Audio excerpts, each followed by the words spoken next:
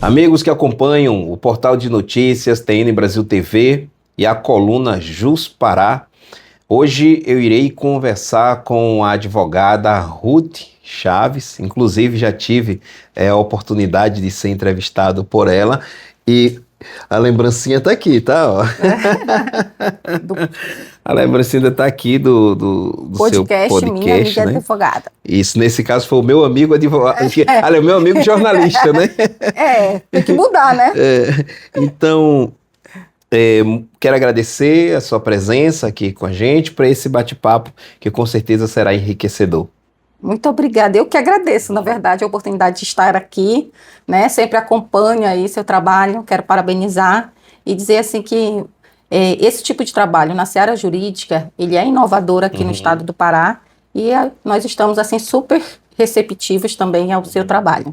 É isso aí, muito obrigado, né, pelas palavras e também pela consideração que eu sei que advogado, né, tem pelo meu trabalho, a ponto de ter me convidado para participar do podcast. Bom, mas vamos aqui começar pela parte mais fácil.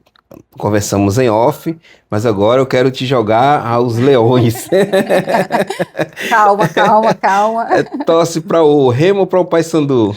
Claro que no Pará, papão. Paysandu, né?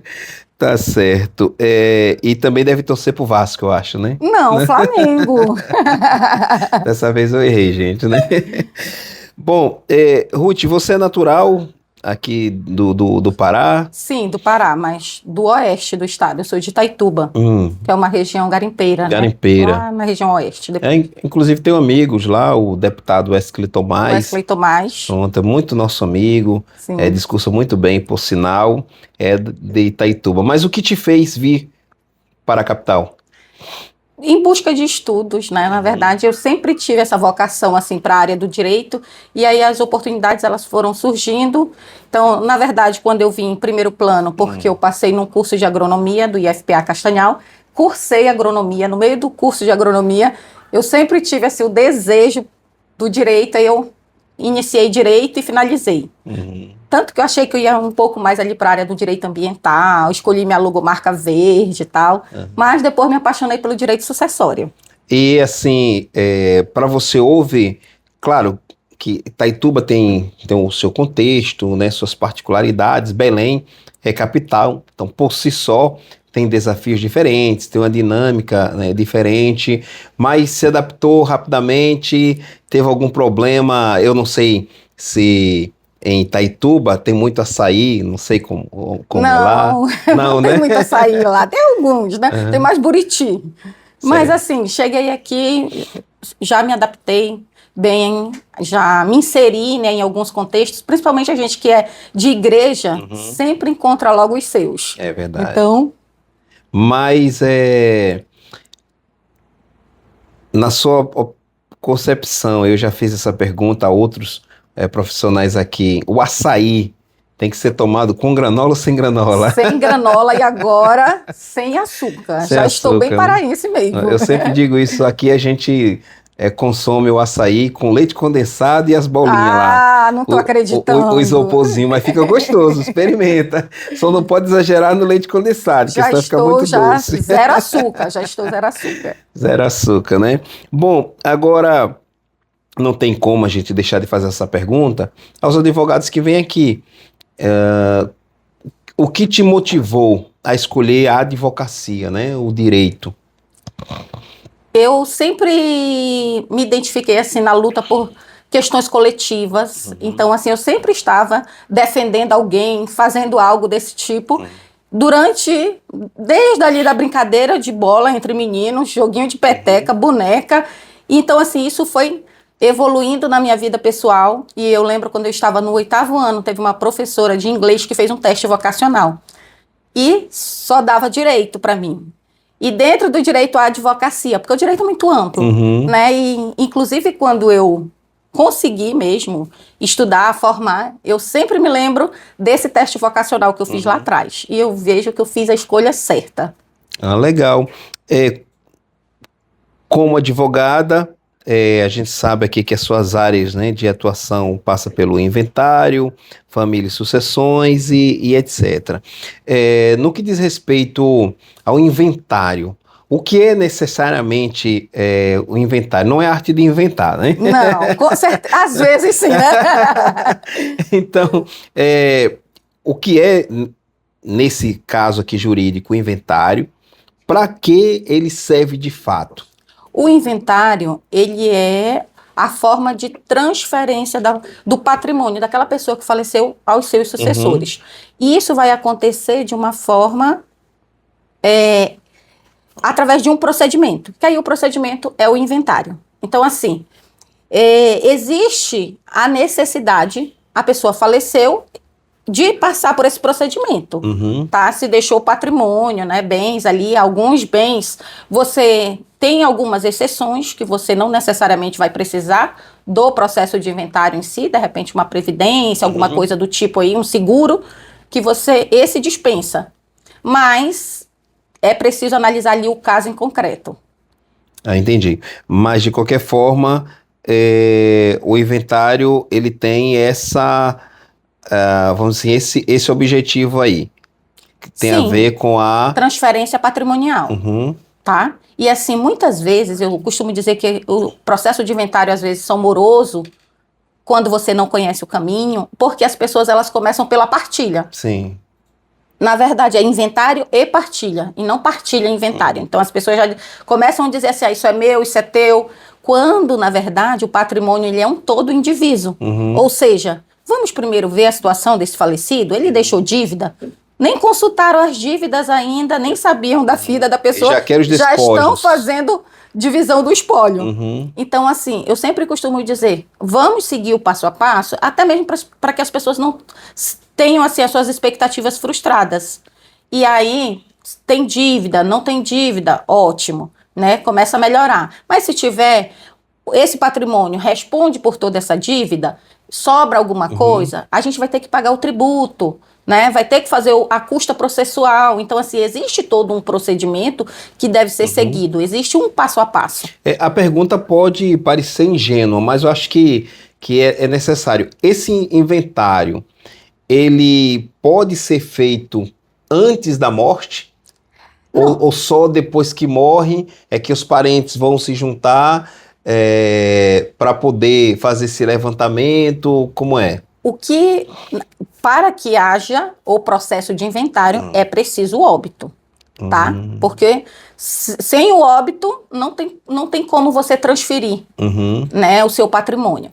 Agora sim, é claro que em vida você pode organizar o seu patrimônio para depois do seu falecimento. Entendi. Né? Aí você pode fazer o uso de alguns mecanismos que nós temos, por exemplo, doação, pode ser testamento, né? Pode ser uma holding, que o pessoal acha que tudo é holding hoje, mas na verdade existem várias formas de você dispor do seu patrimônio para depois do falecimento. E aí é importante a gente dizer que existem os procedimentos também. Não é porque eu já fiz que já vai ser direto. Não, de repente eu deixei um testamento. Eu preciso fazer a ação ali para abrir aquele testamento, para verificar as questões legais daquele testamento, para validar ele, e depois só é que a pessoa vai efetivamente ter o seu patrimônio. A gente costuma observar que no Brasil, em particular, há muita polêmica, ou por que não dizer, muitos casos envolvendo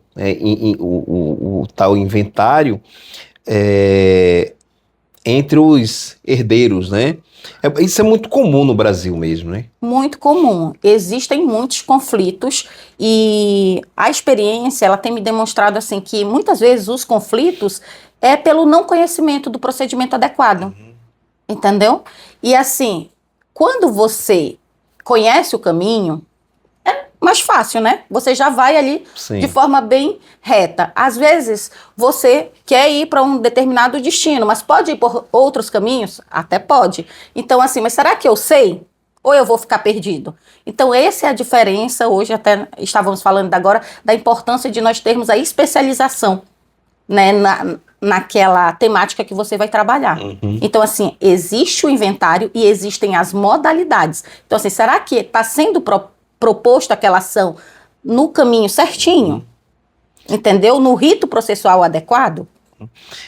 Nós vamos adentrar aqui na questão de famílias e sucessões, que é uma das áreas também, né, de sua inventário está nessa área, né? Dentro de sucessões. Pronto. Mas antes, nós temos aqui o livro Diálogos que Curam, da advogada Magda Rosny, que inclusive esteve na Rádio CBN. Né? Esteve no meu podcast. No seu podcast eu estive também no lançamento do livro. No lançamento, isso mesmo, estive lá. Eu te entrevistei nesse dia? Sim. Te entrevistei, né? Sim. Eu acho que publicaram, né? Não vi. Pronto, olha. Calma. Vamos lá. Então, é um livro que mostra que os diálogos curam, né?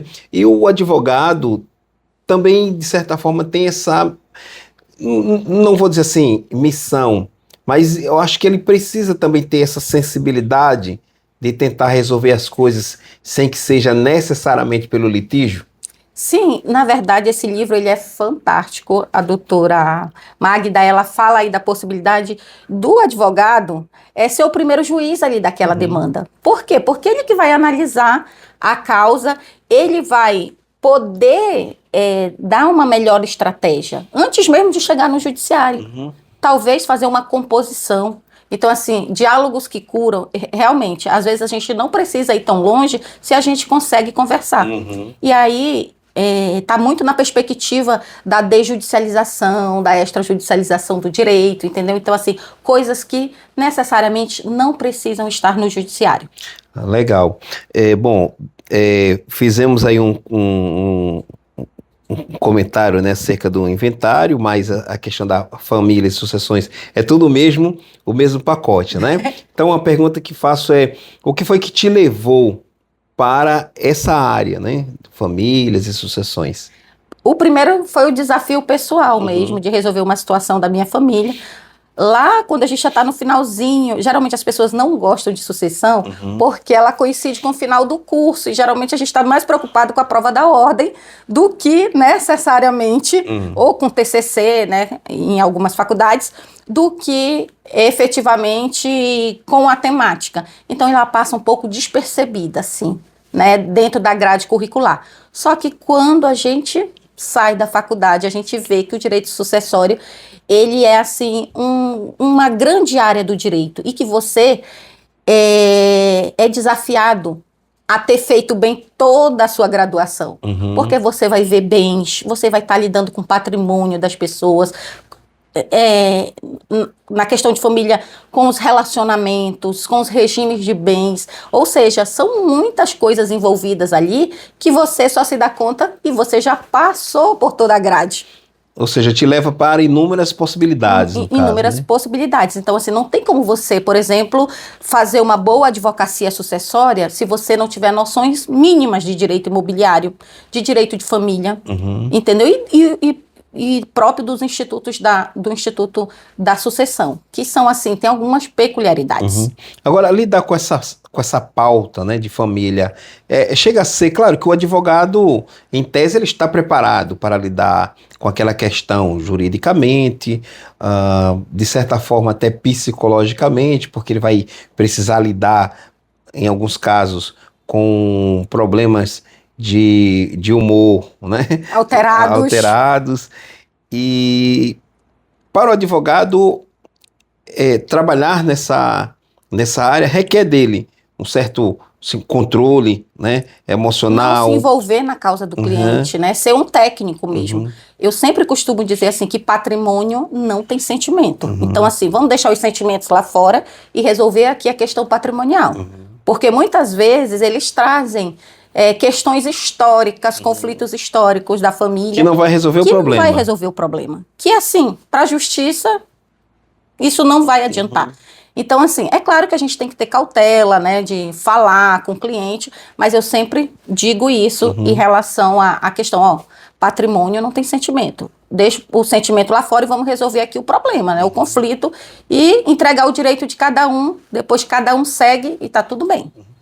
Doutora, eu sempre pergunto também, faço sempre questão de fazer essa pergunta, ou quando eu não faço questão, ela vem naturalmente. Que sempre ouvimos falar, né? Sempre, ainda que um advogado ou outro responda, mas sempre temos essa. Assim, uma vez que eu converso com advogados o tempo todo, advogados de tudo quanto é lugar do Brasil, vez por outra alguém diz assim, rapaz, o mercado tá muito difícil, aqui no meu estado mais de 100 novos advogados entraram no mercado e o mercado está saturado. Quando a gente diz assim saturado, o negócio já tá meio aqui, já não tá dando para ninguém. Isso é verdade mesmo? Ou o advogado técnico, habilidoso, que sabe também trabalhar a sua imagem, que construiu a sua imagem, a sua história com credibilidade, ele consegue lidar com essa ideia de mercado saturado? Olha, dentro da área do direito de sucessões aqui no estado do Pará é um campo aberto ainda, né, para ser explorado, porque eu até desafio aí as pessoas que estão aqui nos ouvindo a indicar quem é o advogado sucessório que elas conhecem. São pouquíssimas as pessoas que nós temos. E assim, quantas áreas nós temos irregular por falta, inclusive, de fazer um inventário, de fazer algum tipo de regularização que precisa para poder resolver a situação de um núcleo familiar. Então, assim, são inúmeras. E aí a gente vai para a possibilidade tanto do Poder Judiciário quanto de fazer o inventário ali nos cartórios, né? Os inventários extrajudiciais. E aí, se você pensar assim, você vai ver um oceano azul de oportunidades. Olha só, tanto homens quanto mulheres, né, da advocacia, e não estou fazendo média porque você não precisa. Antes de me conhecer, a doutora já era. Então, quando o seu nome é mencionado, ou quando menciona o seu nome, é sempre com essa referência, né? De uma pessoa preparada, de uma pessoa maravilhosa, uma pessoa que entende. Não, quem entende é ela. Não, quem sabe é ela, é a Ruth. Então, para que o advogado hoje, homem ou mulher, possa eu não vou dizer assim, se dar bem, mas ser relevante, né, nos dias em que vivemos com tantos desafios, com a tecnologia aí, com uma nova geração de advogados surgindo naturalmente, para o advogado manter-se relevante, o que é preciso fazer? Principalmente, além do conhecimento, porque o conhecimento já tem que vir ali dos bancos da academia, né? É o posicionamento, é o direcionamento, é você saber efetivamente de que forma você quer ser visto pelo mercado. As pessoas precisam saber, o fulano resolve isso. Então, assim, às vezes a gente pensa, só isso. Não, é muita coisa, entendeu? Por quê? Porque dentro de uma especialização, você estuda muito, você faz diversos cursos, você consegue ter uma visão que outras pessoas não têm. Entendeu? Tanto que hoje eu já faço consultorias, assim, processo de inventário, não sou advogada do inventário, mas as pessoas trazem o processo para eu olhar e dizer o que é para fazer ali. Então, assim, lá atrás eu tive um posicionamento, eu disse assim, um planejamento principalmente, né? Eu disse assim, eu quero ser reconhecida como advogado de inventário. Entendeu? E eu fiz cursos nessa área, fui fazendo teste, fui criando um produto, entendeu? Fui aplicando técnicas e fui tendo os resultados, entendeu? Então hoje, por exemplo, você vê dentro de uma própria decisão, toda ali a tua argumentação virando uma jurisprudência no Tribunal de Justiça do Estado do Pará, é motivo de muita alegria e assim, saber que é de dedicação, é de frutos, aquilo ali é fruto do trabalho, entendeu? Doutora, o advogado ele precisa também ficar muito atento com as movimentações do Congresso, né? Porque é o Congresso que cria leis, que modifica as leis. Então é preciso, sim, o tempo todo os tribunais, principalmente o STJ, né, isso tomando decisões sobre os mais diversos assuntos, é preciso estar atento também. Hoje, além da forma regular que é essa, nós temos uma forma atípica legislando aí nessa questão do inventário, que é o próprio CNJ. Né, que é o Conselho Nacional de Justiça, Sim. Ou seja, além de eu me preocupar com o Congresso Nacional, com o STJ, você tem hoje o CNJ, que traz ali a regulação para as serventias extrajudiciais. Ou seja, o advogado que é desavisado, ele vai pegar a legislação e vai dizer assim, não mudou a legislação. Mas aí tu vai lá para a resolução 571, por exemplo, do Conselho Nacional de Justiça. que não é uma forma típica, né, de legislação, é atípica, porque a forma regular é através da legislação ali do Senado, Câmara, né, e Congresso Nacional, discutindo a lei, depois a lei sendo sancionada, depois ela passando a efetivamente produzir os seus efeitos. Mas hoje a gente vê a figura ali do Conselho Nacional de Justiça trazendo algumas respostas e assim, que vai mudar, que vai influenciar diretamente o resultado do teu processo. E de forma que não está ali na legislação. Tu pega o Código Civil, o Código de Processo Civil, artigo 610, você vai ver que o inventário, tendo menores e incapazes, ele tem que ser na via judicial. E hoje já tem a resolução 571, que inventário com menores incapazes podem ser realizados nos cartórios. Aí, o que aconteceu? Existe uma possibilidade, aliás, uma previsão de que o MP vai passar dar um visto ali naquele processo para ver se não está sendo lesado o direito daquele menor, se está sendo preservado, né? Aí existem várias situações que essa forma atípica também está trazendo, por exemplo, a partilha ideal, a partilha cômoda, é possível, não é possível? Então, todas essas questões o advogado precisa saber para poder orientar o cliente. Estávamos conversando agora há pouco sobre um processo de inventário que, assim, de pessoas conhecidas do direito mesmo, e que chegaram comigo e disseram assim: Ruth, a gente quer te contratar por causa que a gente teve uma referência sobre inventário. E aí o inventário já tinha iniciado. Quando eu analisei, eu disse assim, a via adequada para vocês não é essa, é outra.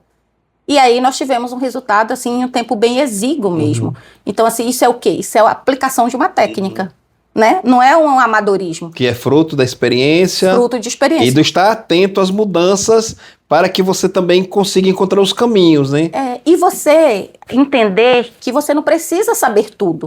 Por exemplo, eu admiro muito quem é do direito criminal, do direito previdenciário, do direito trabalhista, mas eu decidi ser do direito sucessório, ser específico dentro do direito sucessório do inventário. Ou seja, um instituto dentro de uma amplitude, né, aí do direito.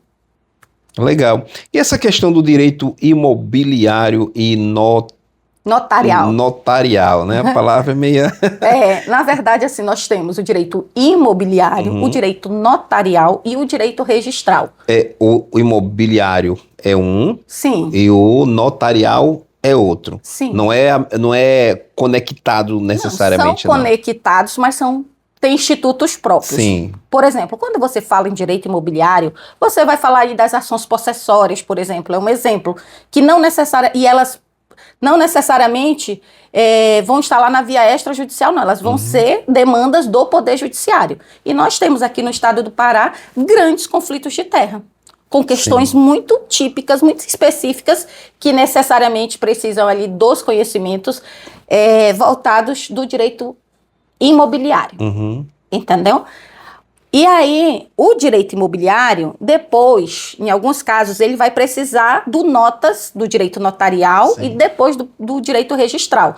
O que acontece? São etapas. Vamos pensar assim, quando você faz a aquisição de um apartamento na planta, por exemplo, você está discutindo o que ali? Provavelmente, além do direito contratual. Direito imobiliarista, né? Imobiliário. Sobre a questão que envolve ali efetivamente aquele contrato. Mas aí depois que você fez a quitação do seu contrato, comprou efetivamente, você vai precisar fazer o quê? A escritura pública daquela aquisição que você fez. Aí você já vem para dentro de um cartório. Você já está aqui no campo do direito notarial e registral, né? Você vai fazer uma escritura pública, vai fazer o recolhimento dos tributos, dos emolumentos, né? Não é tributo, emolumentos dentro do cartório. E depois que você faz uma escritura pública, para você dar publicidade nela, você vai levar ela para onde? Para o registro. E aí isso faz efeito perante terceiros, né? Porque quem não registra não é dono. Então, para eu ser dono, para eu dizer assim, eu sou proprietário disso aqui, eu preciso registrar. Então, você entende que são etapas, que são as coisas, elas estão conectadas. Eu rindo aqui porque, enquanto a doutora falava, eu lembrava da história, até que eu contei uma vez aqui, né? O colega meu comprou um terreno e alguém, aí ele passou um tempinho, aí quando ele voltou, né, ia limpar o terreno de novo, porque como ele não construiu nada, então precisava de vez em quando limpar. Aí quando ele chega, aí encontrou outro Já cara encontrou alguém lá limpando, fazendo a etc e limpeza. tal, é. Aí resultado, um cara que não era dono tinha vendido para duas pessoas, para ele e para outro. Aí no final da história apareceu o dono de verdade. Aí vem a história. Só é dono quem registra. Quem Aí o cara diz, registra. não, esse terreno aqui é meu, tem um registro, e realmente era dessa pessoa que ninguém sabia, né, por onde andava, e alguém que vendeu, dizendo que era dele, mas também não tinha registro, acreditaram na conversa e levaram o calote lá do cara, né? Aí, às vezes, querem só fazer contrato de Uhum, gaveta. Assim, existem diversas negociações que são possíveis de ser sim, feitas? São. Eu preciso, assim, entender o risco daquela negociação que eu estou sim. fazendo.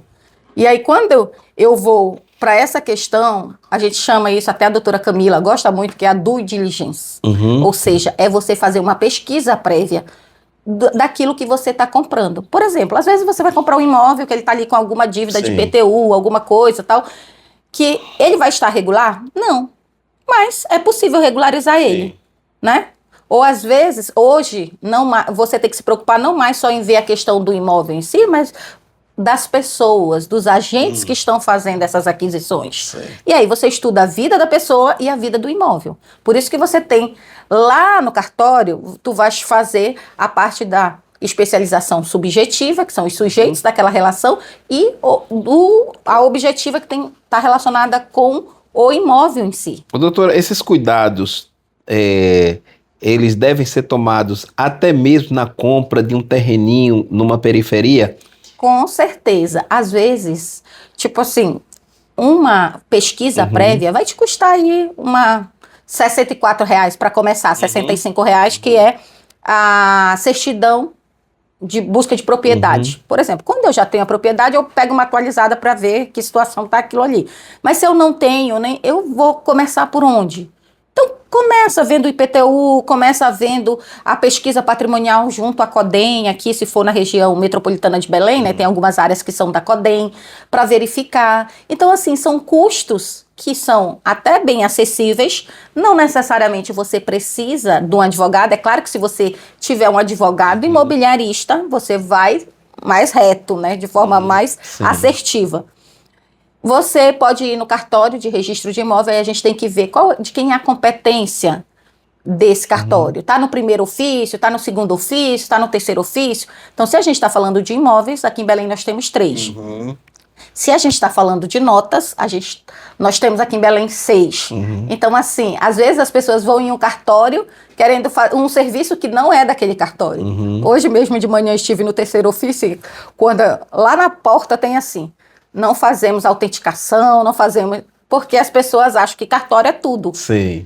No interior, você até vê as atribuições reunidas, né? Uhum, Ali, cartório notas, protesto, sim. RI. Nos grandes centros, isso já Não. é mais divididozinho, Uhum, né?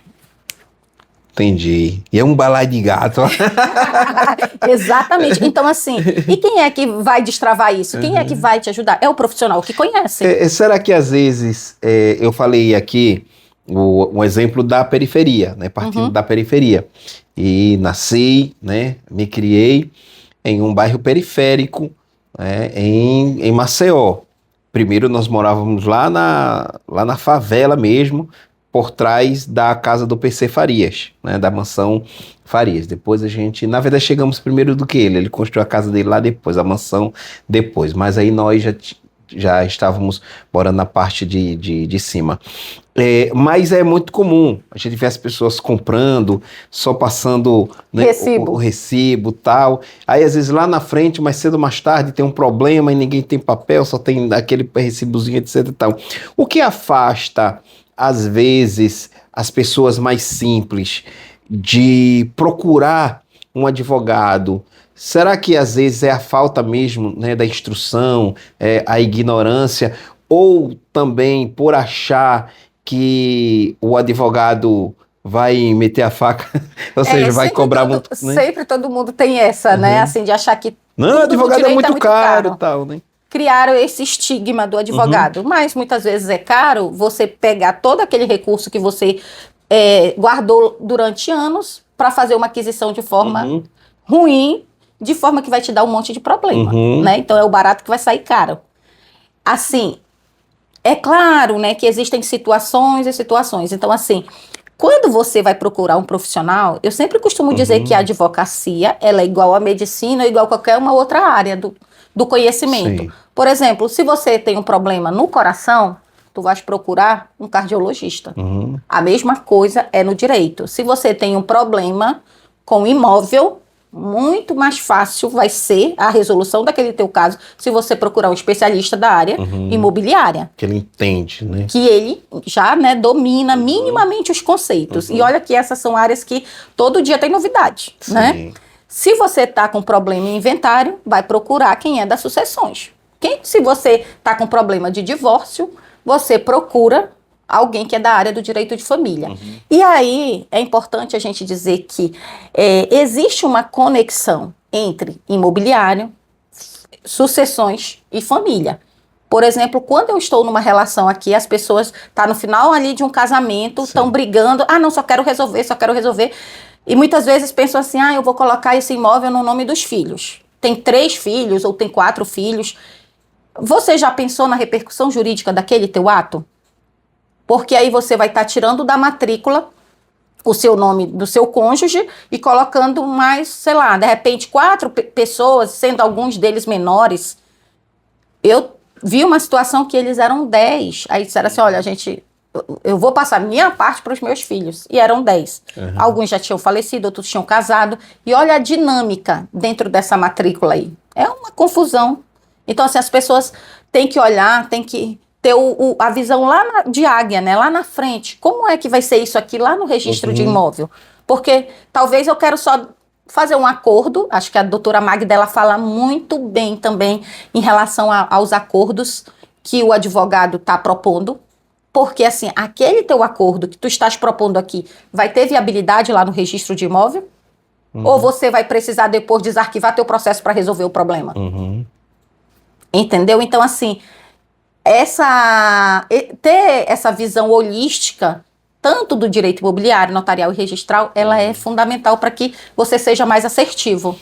À medida que fui me especializando e cobrindo com profundidade e proximidade a área política, que terminou me conduzindo para a área jurídica, né? E agora tem uma TN Brasil TV que trabalha essa perspectiva política e jurídica.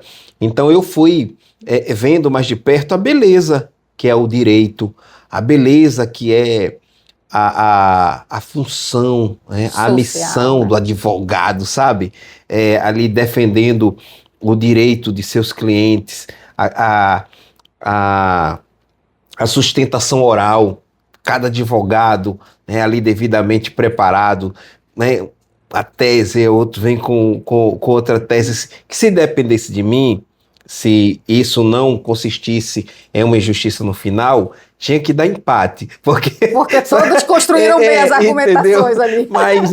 Mas se não, como eu falei, se não fosse terminar em injustiça, para mim tinha que ser empate diante de tanta beleza. Agora, por que, mesmo diante dessa importância fundamental e essencial para, né, o exercício, a manutenção da justiça, do que diz respeito ao papel do advogado, eu já fiz essa pergunta várias vezes. Mesmo assim, o advogado, eu sei que outras funções, áreas, estão com desgastes diante da sociedade. A própria imprensa é criticada duramente pela sociedade, a magistratura duramente criticada, STF, e os tribunais, etc. E o advogado também, né? O advogado é visto não raro como defensor de bandido, é um bando de enrolão, quer tirar dinheiro da gente, fica inventando um bocado de coisa, para assinar, o advogado me cobrou um salário mínimo, o outro me cobrou 2.000 e poucos, mas só para assinar. Então, porque a figura do advogado ainda é tão estereotipada na sociedade? Sim, infelizmente, né? Porque assim, realmente você outorga uma procuração e a pessoa tem poderes para decidir várias coisas sobre você. E muitas vezes a gente tem, em qualquer profissão, profissionais que exercem com zelo e ética, aquela confiança que lhe foi outorgada, e outros não. E aí acaba que a gente padece de uma confiança ou de uma descredibilidade por causa de uma parte insignificante, uma parcela insignificante da advocacia. Porque, na verdade, assim, o advogado, ele está lá na Constituição como essencial à administração da justiça. Porque nós temos essa função primordial da defesa, né, do cidadão ali, dos interesses. E aí nós temos tanto a advocacia pública, né, que eu tenho o maior respeito, quanto pela advocacia particular, advocacia privada. Então, assim, cabe também ao cidadão entender que existe advocacia particular e existe advocacia pública. E existe também as formas de acesso. Né? Hoje, até parabenizo aí a Defensoria Estadual, que a gente tem visto a ampliação do trabalho da advocacia pública estadual. A gente tem alguns municípios que eles disponibilizam, né, em parceria com o Estado, esses núcleos que atendem a população de menor renda aí, mas existem também aqueles advogados assim que eles podem ser acessíveis em relação ao que você pode pagar. Entendeu? Acho que é uma questão de escolha, é uma questão de estudo também. A gente precisa educar a nossa população para essas áreas do direito, para saber assim, a diferença. Porque o advogado, ele não sabe tudo.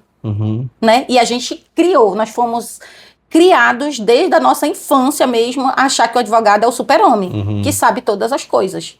E quando, na verdade, não é assim. Ele é um profissional que vai estudar e que vai se especializar. Então, de acordo com a sua demanda, procure aquele profissional mais especialista possível, que a possibilidade de erro, ela reduz bastante. Legal, por isso que a gente aqui tem essa preocupação de informar, sabe, a sociedade acerca, né, do trabalho, né, dos advogados, o trabalho, o papel da magistratura, e temos tido, acredito, êxito nisso, sabe?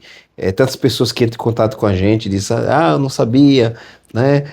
Me chamou a atenção, eu fui ler sobre esse assunto, e muitos até nos procuram, né? E dizem, Tassiano, eu estou com um problema X, tem um advogado, rapaz, eu tenho um bocado, agora eu quero ver eu quero ver agora quem é que eu vou indicar, né? Porque eu conheço muitos, inclusive recentemente, alguém ligou para mim, veja, né, como é que funciona a cabeça, né, da sociedade. Tassiano, eu preciso do advogado, agora eu quero o melhor. Olha a responsabilidade, como é que eu vou aferir, né, quem é o melhor? Que às vezes tem o mais famoso, mas não quer dizer que ele é o melhor, né? E existe realmente o melhor ou existe o advogado, né, técnico, preparado para lidar com aquela demanda, né? Eu acho que existe aquela pessoa que é bem esforçada também, né? Na verdade, e que talvez não tenha tido as mesmas oportunidades que aquela pessoa que já está ali famosa. Essa semana eu vi o Dr. Michel Viana, que é da FFV, falando... Eu já entrevistei ele. Falando da importância que é de você construir uma base sólida para depois estar galgando espaços maiores, né? Posições melhores. Porque muitas vezes hoje, com o avanço da rede social, a gente já está achando que está todo mundo no topo da pirâmide. Verdade. Quando, na verdade, para você chegar no topo da pirâmide, você vai precisar de horas de estudo, você vai precisar de experiência, de casos práticos, de parceria, você vai precisar de conhecimento técnico, né? Ampliado. Enfim, são N situações. E a imagem muito passada na internet hoje, eu sei que a gente já está se estendendo aqui um pouco, mas vamos aproveitar. Muito, né? A imagem que muitos passam mesmo é de que, assim, todo advogado está ganhando bastante dinheiro, tá tudo ok, né? Tá todo mundo no topo ali da pirâmide. Aí tem aqueles vídeos que dizem assim, você advogado, você tira menos que 100 mil reais por mês. Isso é inadmissível. Aí eu vou lhe ensinar você uma forma de ganhar. Uma forma mágica. Aí tem lá, né, que você vai ter que apertar no botão, não sei o quê, e no final das contas você vai ter que pagar alguma coisa para poder descobrir aquela fórmula mágica. E se fosse realmente daquele jeito, todos os advogados seriam milionários. Sim. Né? Tem esse ponto aí. Um outro elemento e isso tem a ver com a tecnologia, né? Com a tecnologia, que também vem oferecendo um desafio ao mundo jurídico. A gente vê que juízes estão sendo pegos com o uso da inteligência artificial. Um mesmo tomou mais de 2.000 decisões, baseando-se na inteligência artificial. E agora, como é que fica as decisões que ele proferiu, né? Advogados também, pego ali com a boca na botija ou com a mão na botija. E, assim, o que eu quero, como lidar, nobre advogada, com essa tecnologia que passa a ideia da facilidade do atalho, né? Então, como lidar com a tentação de, peraí, não tem ninguém vendo, deixa eu botar isso aqui. O chat GPT. Como é que os cuidados que o advogado tem que ter para não cair nessa tentação? Na verdade, assim, o conhecimento técnico, ele é a maior arma do advogado. Ou seja, é você, dê-me os fatos que eu lhe dou o direito, né? Então, assim, você conhecer efetivamente o que pode ser daquela demanda do teu cliente e o que não pode. E você ir se aprofundando cada vez mais. Eu não sou contra o uso da tecnologia. Acho, assim, que ela pode te fomentar, pode te ajudar. Ela não pode pensar por você. Entendeu? E ela não pode tomar decisão por você. Então, hoje, você estabelecer níveis de confiança, né? Níveis de avaliação daquele teu trabalho. Quando você está num escritório que tem várias pessoas, esse sistema de gestão ele fica um pouco mais fácil. E quando você é o advogado sozinho, você mesmo tem que se policiar para dizer assim, não, até aqui eu consigo, aqui eu posso pedir ajuda, mas eu preciso também saber se essa ajuda que eu estou tendo, ela efetivamente é eficaz. Ou se ela está me trazendo uma legislação que muitas vezes não tem nada a ver com isso. Então, assim, minimamente você tem que pesquisar, né? Fez ali uma busca, uma pesquisa, ele trouxe uma informação que para ti é valiosa, pesquisa ela, né? Vai no site dos tribunais. A gente tem ali a possibilidade de encontrar jurisprudências relacionadas àquele caso. E estuda, né? Esse é o grande desafio. Hoje em dia, o que a gente vê são pessoas que querem tudo informações muito rápidas, informações rasas, informações que você não consegue fazer um nível de discussão com aquela pessoa, né? Porque tudo é TikTok, opa, desculpa aí, não posso falar da plataforma, né? Mas essas plataformas digitais. E aí querem aqueles vídeos que viralizam, aquela coisa rápida. Mas você tem que entender que muitas vezes ali a demanda que o seu cliente trouxe, ela é muito especial para ele. Eu não vou dizer aqui qual foi o caso, mas uma vez lá no TRE, eu vi a intervenção, né, a participação do juiz Marcelo Guedes, e achei muito bonito, né? Aqueles debates eu acho muito... acalorados. Bem legal. E aí ele trouxe, né, toda uma jurisprudência, ficou muito claro que ele, né, pesquisou antes, veio preparado, e ali ele foi apresentando, né? É tão tal que, no final das contas, assim, a decisão não foi de acordo com o posicionamento dele, mas já ficou muito claro que a decisão que foi tomada ali iria cair lá na frente, como de fato caiu.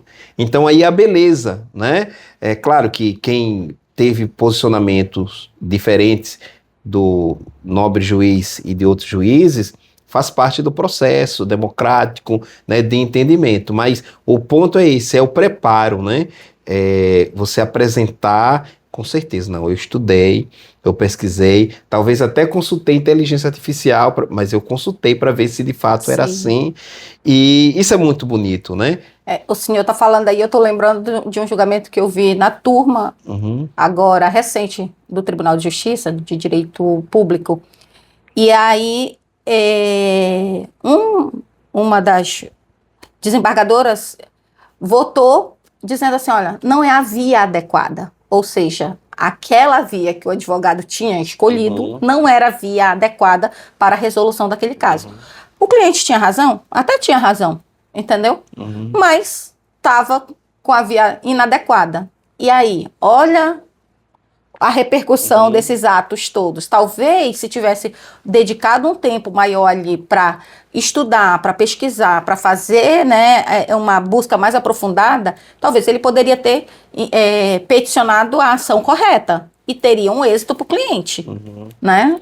Legal. Então, nobre doutora, tem muita coisa que eu gostaria de falar, mas para a gente aqui concluir, nós estamos em um ano eleitoral, né? E, novamente, um dos pontos que sempre vem à tona na eleição é a participação das mulheres. E como eu acompanho de fato a política, eu observo que é um tema que muitas vezes gera dor de cabeça dentro dos partidos, que não raro montam estratégias para meio driblar a mulher, às vezes para fazer com que a mulher seja uma laranja ali e tal. E, dito isso, nós temos, né, visto, os números estão aí, câmaras municipais com pouquíssimas mulheres. Aqui mesmo no Pará, o número de deputadas, né, diminuiu no último pleito, né? Então, assim, é uma estrutura que vai meio, em alguns casos, tirando ali, né, a presença, né, das mulheres, mas nessa esteira é onde eu quero chegar. A gente escuta, se não abertamente, nos microfones ou diante das câmeras, meio que aquela ideia de incompetência por parte das mulheres para lidar realmente com a pressão, com o problema, porque a mulher é mais coração, a mulher é mais emoção, a mulher é mais isso, a mulher é menos aquilo. O mundo religioso também debate isso. Eu vejo constantemente os programas de teologia com debate: mulher pode ser pastora, não pode, pode pregar ou não pode. Tem igreja que entende que a mulher pode pregar. Algumas entendem até que a mulher pode ser pastora, mas tem igreja que entende que ela nem pode ser pastora e ela nem pode pregar. Ela tem que dar o dízimo, as ofertas, limpar a igreja com como, mas não pode ensinar. Bom, não quero te colocar enrascada aqui na área religiosa, mas a pergunta, para facilitar a coisa aqui, a doutora acredita que a mulher, ela tem de fato, sim, competência para lidar com essas pressões que geralmente os homens, né, lidam, né, constantemente? Aí só para clarear um pouco mais aqui, nós tivemos uma presidente, né, ou presidenta, a Dilma Rousseff, e nós vimos a reação da sociedade para que ela fosse impeachmentada. Nós temos questões de crimes, onde as mulheres, né, são julgadas pelo crime A, B ou C que cometeram. Tivemos o caso agora, né, do Henri Borel, tudo tal, e a fala da juíza terminou suscitando uma polêmica danada, porque a maioria das pessoas comentaram, mas sem entender que havia uma decisão do Conselho de Sentença, né, que afastou o crime, né, doloso, etc, tal. Inegavelmente, a pressão que vem contra as mulheres é muito, muito, muito maior, até mesmo por parte das mulheres. A pergunta: as mulheres realmente têm competência para lidar com as mesmas pressões dos homens? Com certeza. E por que as mulheres são tão cruéis com as mulheres?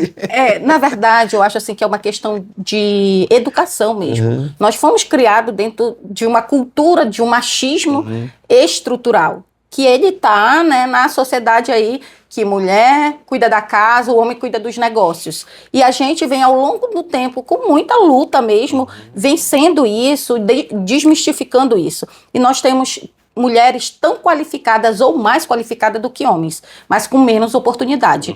E então, assim, eu vejo que o avanço da participação da mulher na política, por mais que em algum momento ali teve uma regressão aqui, como é o caso do estado do Pará, mas ela é importante para o posicionamento. E assim, não foi fácil, não será fácil, cada vez mais o posicionamento. Entendeu? Por quê? Porque está na nossa cultura, de achar que a mulher, ela não tem que estar no comando. Entendeu? Mas a gente também poderia ver quantas mulheres estiveram no comando e os resultados que nós tivemos. E como é que a doutora vê esse avanço de movimentos e até mesmo de discursos de mulheres que diminuem a participação das mulheres, o poder das mulheres? Mas aí seria preciso a gente olhar um estudo da inserção dessa mulher que está fazendo esse discurso. Porque provavelmente foi uma mulher que veio desse patriarcado aí, entendeu? Que viveu isso. Então, assim, para ela, talvez esse discurso é natural. Quando, na verdade, o discurso da luta, o discurso do fortalecimento da participação feminina, ele é importante, né? Eu vejo assim, eu sempre apoio a questão lá na OAB, nós temos o grupo, né, a comissão de mulheres.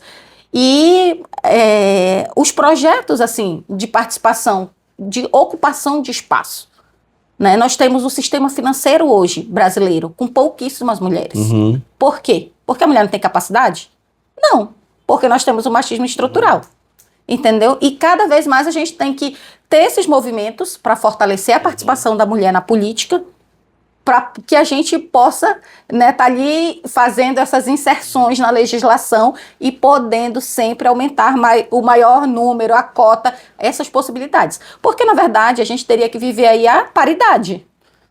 Perguntaram até para a ministra Carmen Lúcia, quando o Supremo seria paritário? Ela disse assim, quando tiver 11 mulheres. Porque já tiveram 11 homens. Hoje, uma só mulher. Uma só mulher.